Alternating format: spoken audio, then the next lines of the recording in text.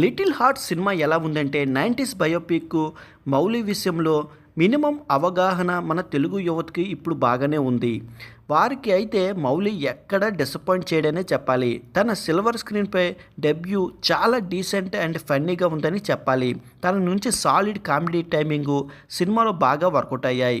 ముఖ్యంగా సెకండ్ హాఫ్లో తనపై ఒక సాంగ్ ఎపిసోడ్ అయితే మంచి హిలేరియస్గా వర్కౌట్ అయ్యిందనే చెప్పాలి. అలాగే తనకు జోడిగా నటించిన యంగ్ హీరోయిన్ శివాని నగరం అంబాజీపేట మ్యారేజ్ బ్యాండ్ తర్వాత తనకి సూట్ అయ్యే మరొక రోల్ అని ఎంచుకుంది. ఇందులో ఆమె పర్ఫెక్ట్గా కనిపించడమే కాకుండా పలు టైంలు లైన్స్ తగ్గట్లుగా ఆమె తన లుక్ ఇంకా నటనతో ఇంప్రెస్ చేసింది. ఇక వీరితో పాటుగా మౌలితో కనిపించే మరొక యంగ్ యాక్టర్ జయకృష్ణ. ఇంతకుముందు ఇతడు ఉప్పిన క్యారెక్టర్లో ఫ్రెండ్ క్యారెక్టర్లో చేశాడు.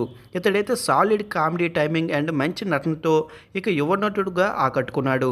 ఫస్ట్ హాఫ్ సెకండ్ హాఫ్లో తనపై పలు కామెడీ సీన్స్ వర్కౌట్ అయ్యాయి. ఇక వీరితో పాటుగా సీనియర్ నటుడు రాజీవ్ కనకల తన రోల్లో అదరగొట్టేశాడు. తన కొడుకు చదువు విషయంలో ఆరాటపడే తండ్రిగా, కుటుంబ పెద్దగా మంచి రోల్లో కనిపించారు. అలాగే నటుడు ఎస్ఎస్ కాంచి, అనితా చౌదరి, సత్యం కృష్ణలు తమ పాత్రలు బాగా చేశారు. ఇక వీరితో పాటుగా కథనము సెకండ్ హాఫ్లో బెటర్గా అనిపిస్తుంది.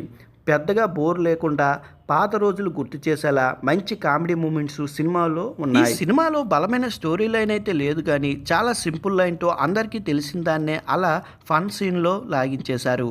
సో మరి కొత్తదనం కోరుకునేవారు ఈ సినిమా విషయంలో డిసప్పాయింట్ అవుతారు. అలాగే అక్కడక్కడ కథనం ఒకంత సాగదీతగా ఫీల్ కలుగుతుంది. అలాగే కామెడీ సీన్స్ కొన్ని బాగానే ఉన్నప్పటికీ రిపీటెడ్గా అనిపిస్తాయి. సో వాటితో కొంచెం అక్కడక్కడ మాత్రం ల్యాగ్ అనిపిస్తుంది. ఇక స్టోరీ కూడా చాలా వరకు మనం ఎక్స్పెక్ట్ చేసినట్టే ఉంటుంది. సో మరి ట్విస్ట్లు టర్లు లాంటివి కూడా ఈ సినిమా నుంచి ఆశించకుండా ఉంటే మంచిది. అలాగే సినిమా మొత్తంలో కామెడీకే ప్రాధాన్యత ఇవ్వడం జరిగింది. సో మంచి ఎమోషన్ లాంటి ఫ్యామిలీలో విషయంలో కోరుకునే వారికి ఈ చిత్రంలో అంతగా కనిపించవు. ఇక మొత్తంగా చూసుకుంటే లిటిల్ హార్ట్స్ ఒక decent time fun comedy entertainer అని చెప్పుకోవచ్చు. మౌలి ఒక డీసెంట్ డెబ్యూ ఇవ్వగా తన కామెడీ ట్రాకు, హీరోయిన్ లవ్ ట్రాకులు బాగున్నాయి. ముఖ్యంగా యువతకి ఈ సినిమా బాగా కనెక్ట్ అవుతుంది. లాజిక్స్ ఎమోషన్తో పెద్దగా పని లేదు, కేవలం ఫన్ కోసం మాత్రం అంటే ఈ సినిమా చాలా బాగుంటుంది. సినిమా అయితే చాలా బాగుంది, ఒకసారి చూసేయండి మరి.